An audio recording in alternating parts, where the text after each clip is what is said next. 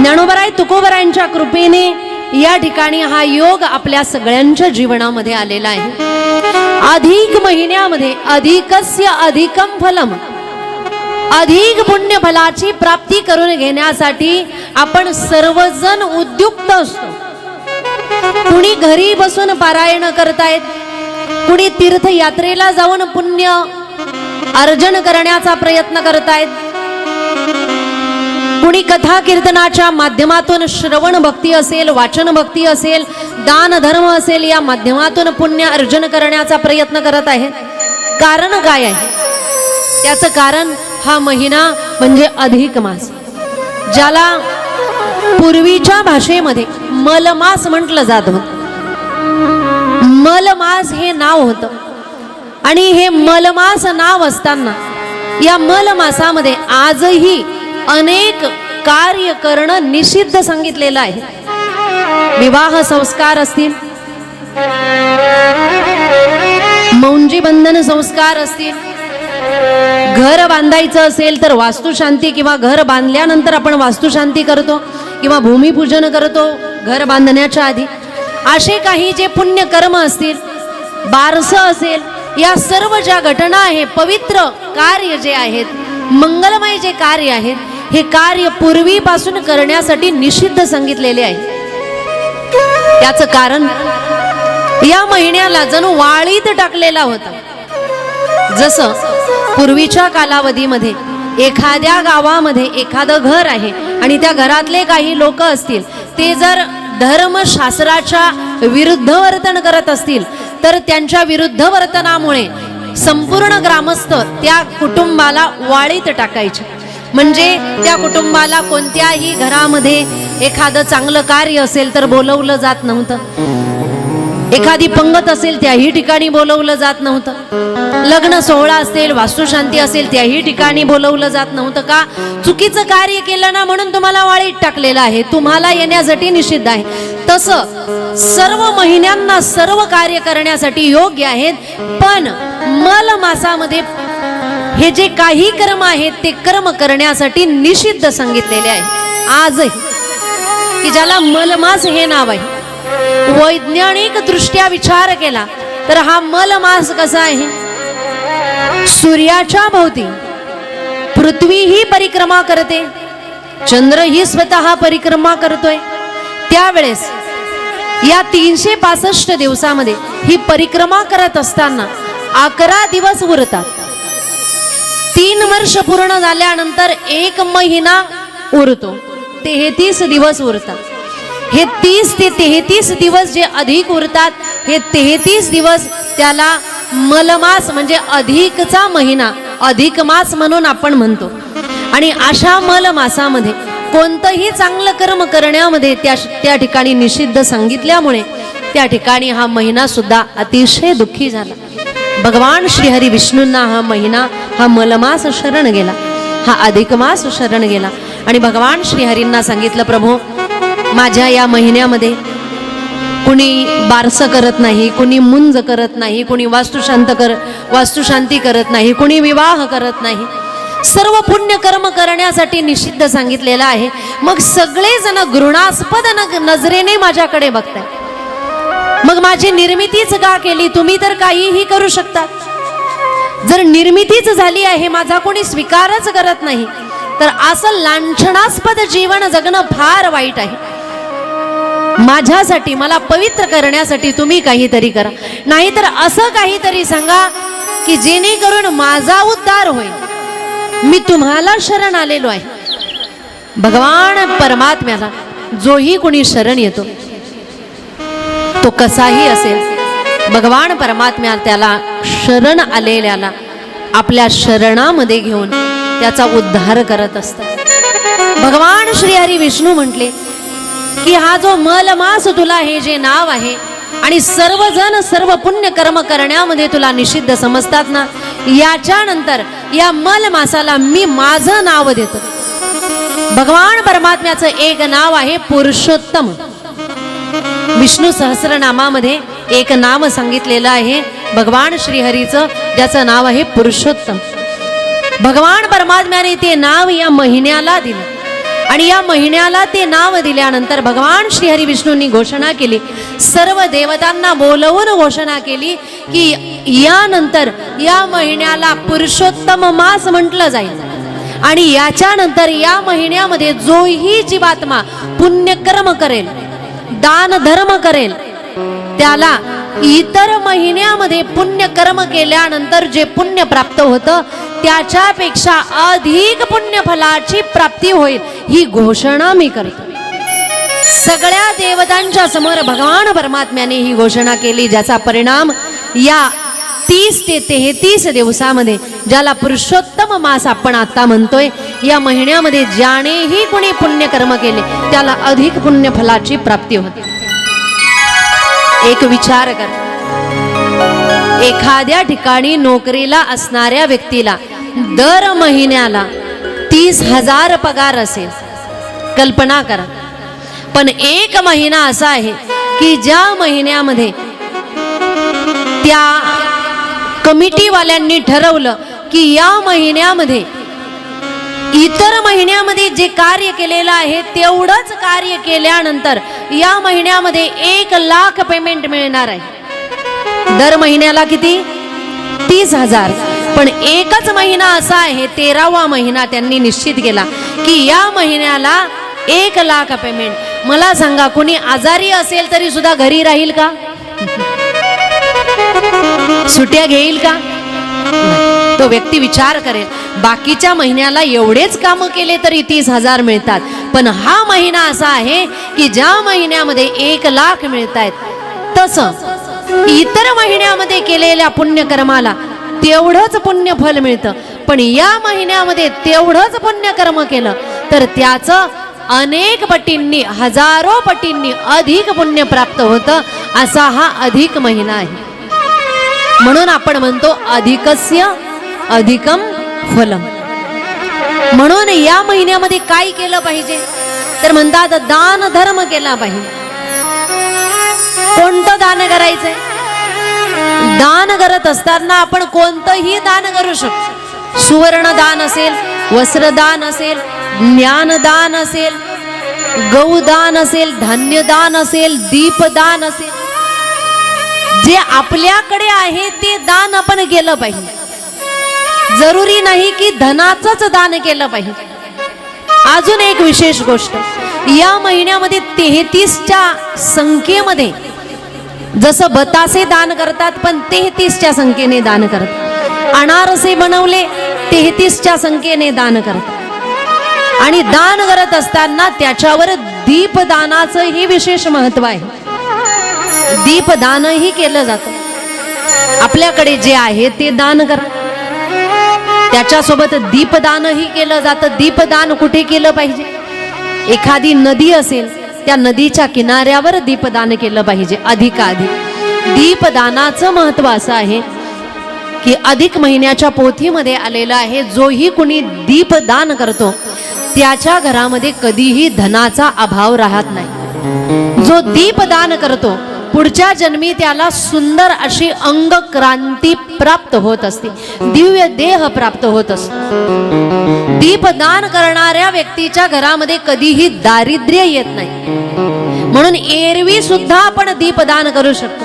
हे दीपदान अधिक महिन्यामध्ये कुठे केलं पाहिजे? नदीच्या किनाऱ्यावर. पवित्र असे वृक्ष जे सांगितलेले आहेत आपल्या हिंदू धर्मामध्ये, वड असेल, पिंपळ असेल, औदुंबर असेल, तुळस असेल, या झाडांजवळ आपण दीपदान केलं पाहिजे. सायंकाळच्या वेळेस दिवा लावला पाहिजे.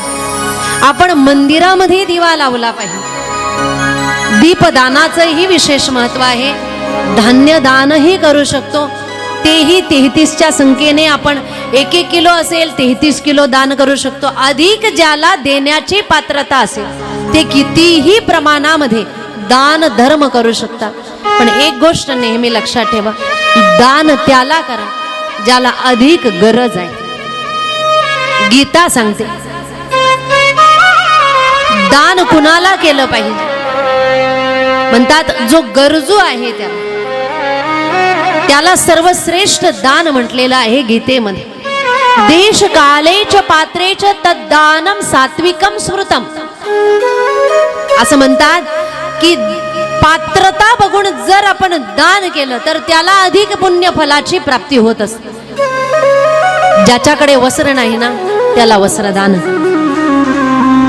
आहे, त्यांना दान केल्यानंतरही पुण्य मिळेल, हरकत नाही. पण ज्याला नाही त्याला दिल्यानंतर मिळणाऱ्याला, ज्याला मिळतंय त्यालाही आनंद वाटत असतो आणि त्या आनंदाचा आपल्याला बेनिफिट सुद्धा जास्त होय. आपण म्हणणार आमच्याकडे वस्त्र नाही. मला एक सांगा, इथे बसलेल्या महिला तुमच्याकडे किती साड्या असतील? कुणी निश्चित आकडा सांगू शकतं का? माझ्या सकट कुणीही निश्चित आकडा सांगू शकत नाही की माझ्याकडे एवढ्याच आहे, 30 आहे, 50 आहे, 70 आहे की 80 आहे. आपल्यापैकी कुणी सांगू शकतं का? घरी गेल्यावर मोजल्यानंतर माझ्या सकट आपल्यालाही कळेल किती साड्या आहेत. आणि एक विचार करा, एखाद्या साडीला घालण्यासाठी तिचा नंबर केव्हा येतो? काही साड्या अशा आहेत की 12 वर्ष झाला तरी त्यांचा नंबर लागलेला. काही साड्या अशा आहेत की 2 महिन्यानंतर नंबर लागतो. काही साड्या अशा आहेत की ज्यांचा 2-3 दिवसाआड नंबर लागतो. म्हणजे आपल्याकडे एवढे वस्त्र आहे. अलमारी जवळ गेले आणि कपाट उघडली, पडू नये, पण ती कपाट साड्यांची आपल्या अंगावर पडली तर गॅरंटी नाही आपण जगणार. एवढे आपल्याकडे वस्त्र आहे. पण आपल्या मनात कधी आलंय का एखादी साडी घेऊन गरीबाला दान केली पाहिजे?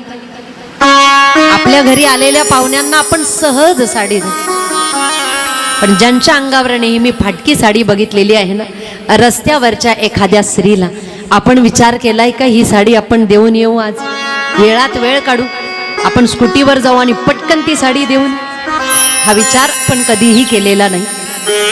सांगायचं तात्पर्य, हा विचार या महिन्यामध्ये तरी आपल्या मनात आला पाहिजे. वस्त्र अधिक असेल वस्त्रदान करा, धान्य अधिक असेल धान्य दान करा. पात्रता जी आहे आपल्याकडे देण्याची ते आपण दान करण्याचा प्रयत्न करा. म्हणून दान करत असताना ब्राह्मण देवतांना दान करण्याचा विधी सांगितलेला आहे. पुण्य कर्म करणाऱ्यांना दान देण्याचा विधी सांगितलेला आहे. गरजू व्यक्तींना दान देण्याचा विधी सांगितलेला आहे. भरपूर ताकद असेल रक्तदान करा. जे आपल्याकडे आहे ते दान करण्याचा प्रयत्न करा. पण काय दान करू नये हेही लक्षात असलं पाहिजे. दान करत असताना लोखंडाची वस्तू कधीही दान करू नका. दान देत असताना उडदाची डाळ कधीही दान करू नका. कधीही, केवळ अधिक महिन्यातच नाही, नेहमी लक्षात ठेवा. आपण पितृपक्षामध्येही दान करत असतो, आपण श्रावण महिन्यामध्येही दान करत असतो. आपला ज्या दिवशी उपवास आहे आपण त्याही दिवशी दान करत असतो. अधिक महिन्यामध्येही दान करत असतो. केव्हाही दान करणार तर दान करत असताना काळ्या रंगाचे वस्त्र कधीही दान करू नका. म्हणजे काही गोष्टी दान करण्यासाठी निषिद्ध सांगितलेल्या आहेत. आपण तांब्याची वस्तू दान करू शकतो, आपण पितळाची वस्तू दान करू शकतो. आपली जर पात्रता नसेल, आता आपण जास्तीत जास्त स्टील वापरतो, आपण स्टीलची ही वस्तू दान करू शकतो. पण लोखंडाची वस्तू कधीही दान करू नका. जेही दान करणार ते योग्य प्रमाणामध्ये आणि योग्यच दान करा. बऱ्याच ठिकाणी असं घडतं. आता सांगूच का, शेवटच्या दिवशी ग्रंथपूजन असतं, पण ग्रंथपूजनाच्या दिवशी लोक धन ग्रंथावर टाकण्यासाठी पैसे घेऊन येतात.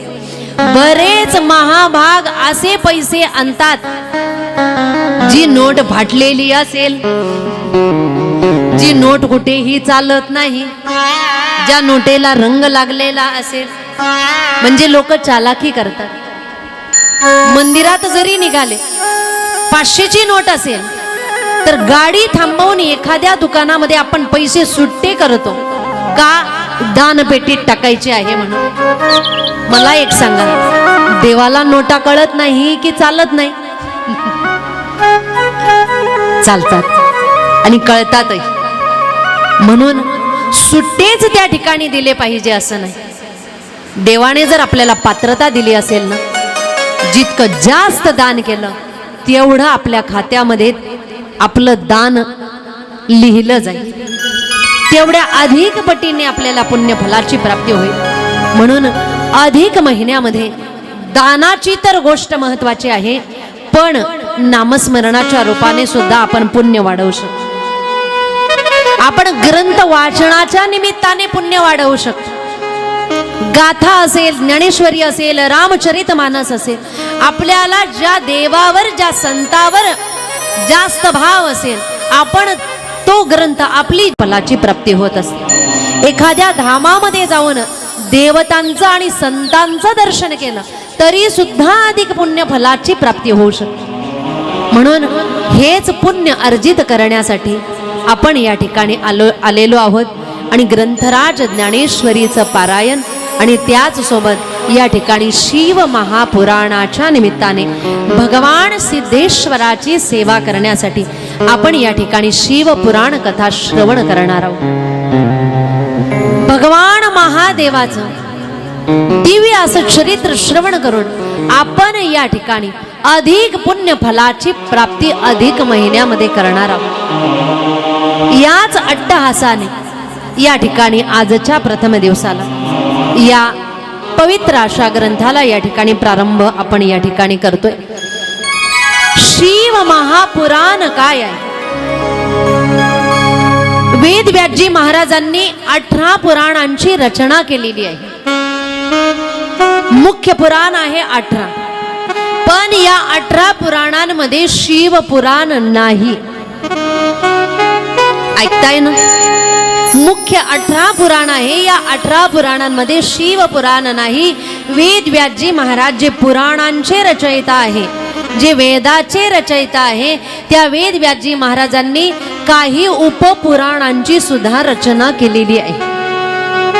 त्याच्यापैकी एक पुराण आहे शिव महापुराण. शिव महापुराण हे 18 पुराणांमध्ये नाही, हे उपपुराणामध्ये आहे. भगवान महादेवाचं हे पुराण जे उपपुराण वेदव्यासजी महाराजांनी लिहिलेलं आहे. वेदव्यासजी महाराजांनी याची रचना केल्यानंतर हे शिव पुराण आपल्या शिष्यांना सांगितलं. वेदव्यासजी महाराजांचे शिष्य आहेत, जैमिनी आहेत, सूतजी महाराज आहेत. सर्व शिष्यांना वेदव्यासजी महाराजांनी पुराण सांगितलं. सर्व शिष्यांनी पुराण आत्मसात केले आणि ज्यांच्यावर विशेष कृपा आहे त्या सूतजी महाराजांनी हे पुराण श्रवण केल्यानंतर सूतजी महाराज शौनकादिक ऋषी ज्या ठिकाणी यज्ञ करत आहेत त्या ठिकाणी निघाले. लक्षपूर्वक ऐका. शौनकादिक ऋषी आहे 88,000 ऋषी, ज्यांचं नाव आहे शौनकादी ऋषी. सगळ्या ऋषींना एकच नाव आहे शौनकादी ऋषी. 88,000 साधू आहेत, ज्ञानी आहेत, भगवत भक्त आहेत, वेद आणि पुराणांचं ज्यांना संपूर्ण ज्ञान आहे, कथा ज्यांना अतिप्रिय आहे आणि जे नेहमी यज्ञ करण्याचं कार्य करणारे आहे. एक युग असं आहे की ज्या युगामध्ये यज्ञाला विशेष महत्व होतं. प्रत्येक युगामध्ये वेगवेगळ्या भगवदीय कार्याला महत्व सांगितलेलं आहे. म्हणतात कृतयध्यायतो विष्णू त्रेतायाम यजतो मखै द्वापारे परिचर्याया कलोत्तरति कीर्तना. प्रत्येक युगामध्ये केलेल्या कर्मामध्ये वेगवेगळ्या गोष्टींना विशेष महत्व. एक युग असं आहे की ज्याच्यामध्ये तपाला महत्व होतं. एक युग असं आहे की ज्या युगामध्ये फक्त होम हवन यज्ञालाच विशेष महत्व होतं. एक युग असं आहे की ज्या युगामध्ये फक्त नामस्मरणाला म्हणजे कलियुगामध्ये नामस्मरणाला विशेष महत्व आहे. एक युग असं आहे की फक्त अर्चन भक्तीलाच विशेष महत्व आहे. तसं शौनकादिक ऋषींनी नेहमी यज्ञ करण्याचं कार्य केलेलं आहे. यज्ञ केलेला आहे नैमिषारण्यामध्ये. आणि तेच शौनकादी ऋषी यज्ञ करण्यासाठी आलेले होते पवित्र अशा त्रिवेणी संगमावर तीर्थराज प्रयाग या ठिकाणी. शिवपुराणाची कथा ही 2 ठिकाणी झालेली आहे. एक आहे नैमिषारण्य आणि दुसरा आहे तीर्थराज प्रयाग. कथा 2 ठिकाणी झालेली आहे.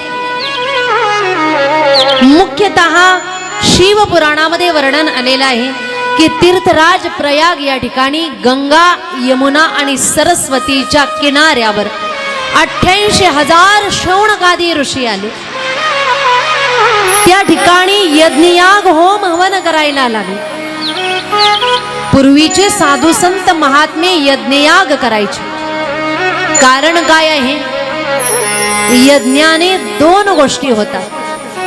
पहिलं आहे यज्ञाने मानवांचंही कल्याण होतं आणि जे यज्ञ करतायत त्यांचंही कल्याण होतं. का? यज्ञ करताना वेदाच्या ऋचा उच्चारल्या जातात. यज्ञाने देवता तृप्त होतात. कारण प्रत्येक देवतांच्या नावाने स्वाहा म्हटल्यानंतर, आहुती दिल्यानंतर देवता तृप्त होतात. देवता तृप्त झाले की प्रत्येक देव सगळ्यांवर कृपा करतात. उदाहरणार्थ अग्निदेवाचं नाव घेतलं, अग्निदेव तृप्त होतात. वायुदेवाचं नाव घेतलं, वायुदेव तृप्त होतात. वर्षा करणारे देव, त्यांचं नाव घेतलं की ते योग्य प्रमाणामध्ये पाऊस पाडतात. योग्य प्रमाणामध्ये वायूची प्राप्ती होते. अति नाही आणि कमीही नाही. सूर्यदेवाचं नाव घेतलं, सूर्यदेव ही कृपा करतात. इंद्र, चंद्र, अग्नी सगळ्या देवतांची कृपा झाली की पर्यावरणाचा समतोल राहत असतो. मानव जातीचं कल्याण होतं. देवता तृप्त होतात, मानव जातीचं कल्याण होतं. वेदाच्या उच्चाराने वायुमंडल पवित्र होतं. यज्ञ जर केलं तर यज्ञ करत असताना वायूचीही शुद्धी होते. कशा पद्धतीने? आता वैज्ञानिक दृष्ट्या विचार करा. जेव्हा यज्ञ केला जातो त्या यज्ञामध्ये आपल्या घरी बघा, वास्तुशांती जरी झाली तर वास्तुशांतीला समिधा ब्राह्मण देवता काही विशिष्ट वनस्पतींच्याच समिधा सांगतात. सगळे लाकडं आणून त्या ठिकाणी टाकले जात नाही. समिधा म्हणून ज्या झाडांचे लाकडं टाकले जातात, वाळलेले लाकडं त्या यज्ञामध्ये अग्नीमध्ये टाकल्यानंतर त्याच्यावर त्या अग्नीमध्ये गावरान गाईचं तूप टाकून यज्ञ केला जातो.